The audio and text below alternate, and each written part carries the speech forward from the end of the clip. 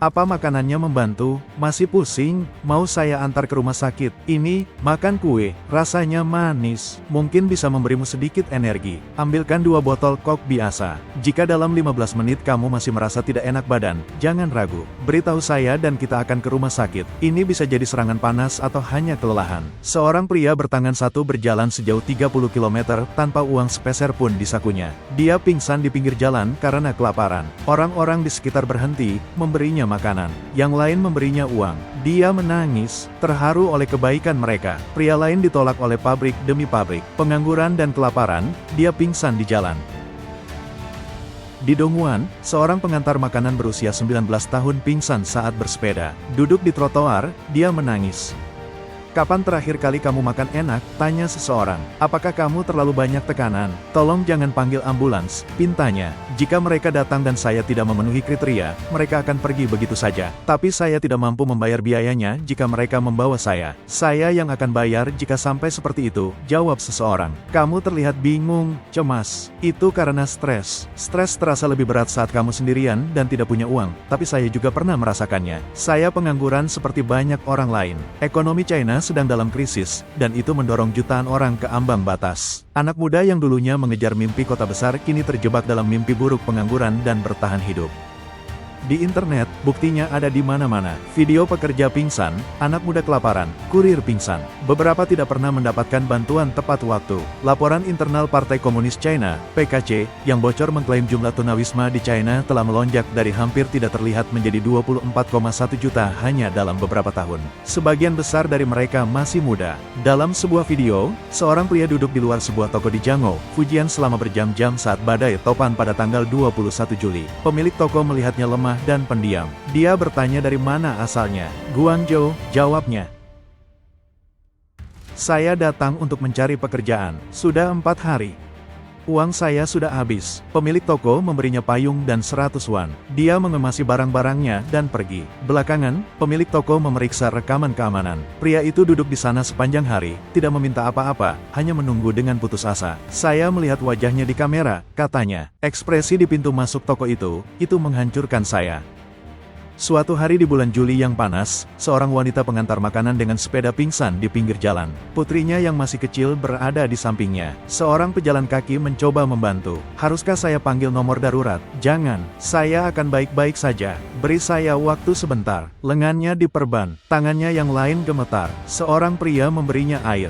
Dia tidak bisa mengangkatnya. Bisakah Anda menyuapi putri saya? Bisiknya. Dia menyesat sedikit, berdiri dengan goyah, dan berkata, pesanan saya hampir terlambat. Pria itu mengambil ponselnya dan menjelaskan kepada pelanggan, dia kena serangan panas. Dia pingsan. Pelanggan itu menjawab, dia tidak perlu menyelesaikan pengirimannya, tidak perlu kompensasi, biarkan saja dia istirahat. Pria itu juga mengetahui bahwa suaminya juga seorang pengantar makanan. Mau meneleponnya? Tanyanya, jangan, dia sedang bekerja. Jika dia datang ke sini sekarang, dia akan kehilangan sebagian gajinya. Di kolom komentar, orang-orang mencurahkan emosi mereka. Mengantar makanan dengan seorang anak di tengah panas terik hanya untuk bertahan hidup.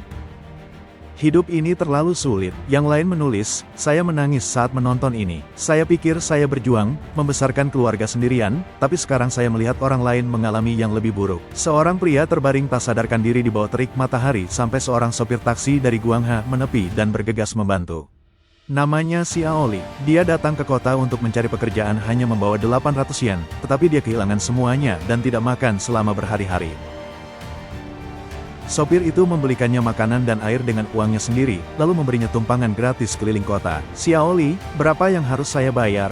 Jangan khawatir, ambil ini saja, saya seorang yatim piatu dari Wuhan. Orang tua saya meninggal pada tahun 2008. Kamu selamat dari gempa bumi. Itu artinya kamu ditakdirkan untuk terus maju. Masa depan akan lebih baik bagimu. Ini 100. Belikan dirimu sesuatu untuk dimakan. Xiaoli, maaf bertanya. Kamu tidak perlu minta maaf. Makan dulu. Kamu bisa membalasnya saat kamu sudah lebih baik.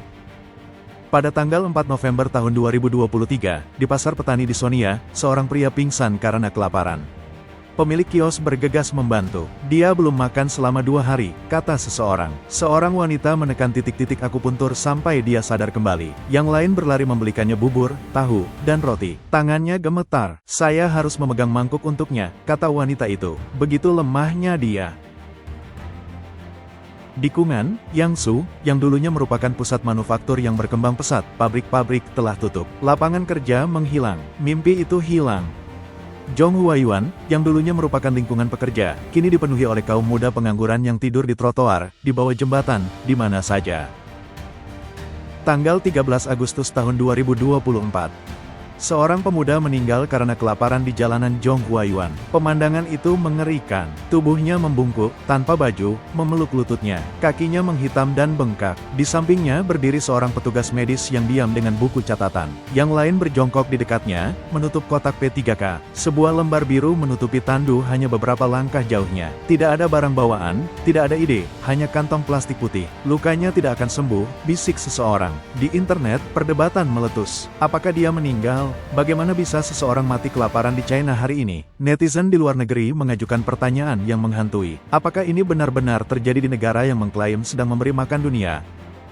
Banyak yang menuding PKC karena membiarkan hal ini terjadi. Di seluruh China, semakin banyak orang menghadapi nasib yang sama. Pabrik-pabrik tutup, kantor-kantor melakukan perampingan. PHK terjadi dengan cepat dan tanpa peringatan.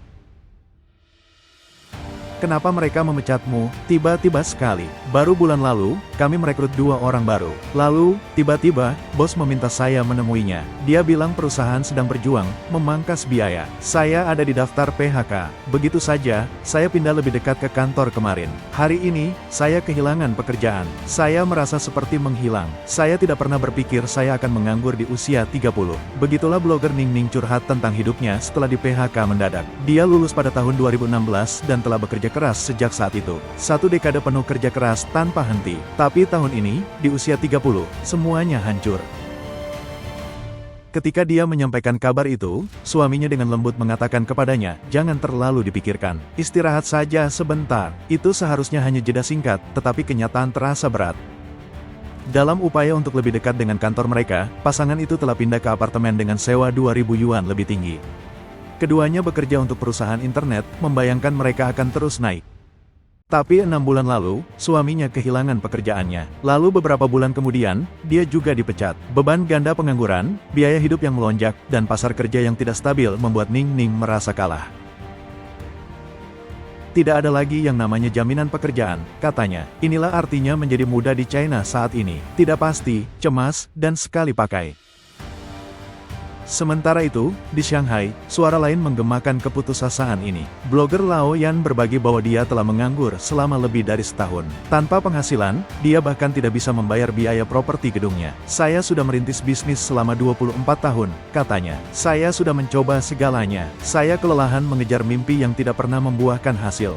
Dan sekarang, bahkan kesehatan saya juga runtuh." Di usia 38, dia bertanya-tanya bagaimana bisa menjadi seburuk ini. "Saya tidak merokok. Saya tidak minum. Saya hanya begadang sedikit. Jadi, mengapa saya menderita masalah yang dihadapi orang-orang berusia 50-an? Setelah dia memposting ceritanya, ratusan orang membanjiri kotak masuknya. Orang-orang asing, sebagian besar berusia 20-an dan 30-an, semuanya mengatakan hal yang sama. "Saya juga hancur, rambut rontok, tekanan darah tinggi, insomnia, nyeri dada. Anak muda hancur." Dalam diam, dia pergi ke rumah sakit baru-baru ini dan membuat pengamatan yang serius. Anda akan melihat lebih banyak lansia di ruang tunggu, tetapi anak mudalah yang terlihat lebih buruk. Di balik kota-kota yang berkilauan dan gedung-gedung tinggi China tersembunyi generasi yang kelelahan. Bukan malas, bukan lemah, hanya kelelahan karena berusaha terlalu keras terlalu lama dalam sistem yang tidak lagi peduli.